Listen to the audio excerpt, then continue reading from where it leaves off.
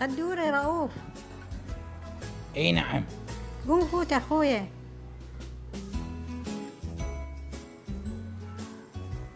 تفضل اخويا، احكي ايش عندك؟ والله يا دكتورة عندي ضرس موتني، بلكي تقلعي لي اياه وتخلصيني منه. اخويا انت كلش كيف تغسل اسنونك؟ ما اغسلهن، ما عندي فرشة. هسه اشوف لك اياه، واذا يحتاج قلعة. help falling in love with you. Shall I stay? تفضل اخويا. دكتورة عندي سنة اريد تقلعي لي اياه. انت مو نفسك جيت من قبل يومين وقلعت لك ضرس؟ اي بلي. بس شفت اسنونك ما فيهن شيء. لا والله عندي هذا خايس، اقلعي لي اياه. كيفك؟ خير انه شكو. اقلعي لي سن اللاخ. ما اقلع لك، ما عندي بنج. ما يحتاج بنج، عيونك البنج مالتي. ايش كدت؟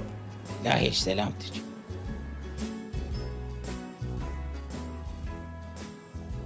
قدور ايش صار من ذيك الدكتورة اللي كنت تحبها؟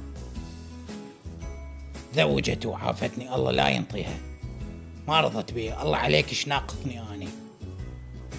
مو اخاف احكي وتزعل. لا اقول ما ازعل. يا اخي انت شكلك مو قانوني، يعني تسريحتك الاسطورية ومشيناها، حواجبك الجنن حواجب غزلان قلنا هم ما يخالف، بس يا اخي ياخذ قميصك ليش تدقمها وتخنق نفسك؟ الحب ما عليه بالشكل والمظاهر.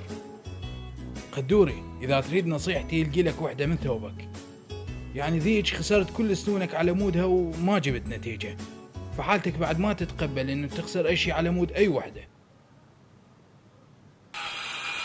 اخ يابا هاي ايش سويت؟ انقض طبعي. يا معود امشي ناخذك للمستشفى بسرعة.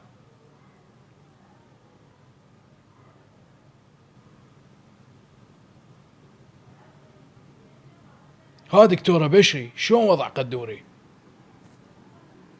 الإصبع المبتول للأسف ما قدرنا نرجع لمكانه، بس الحمد لله بقية الأصابع ما متأثرة. Shall I stay? Would it be a sin if I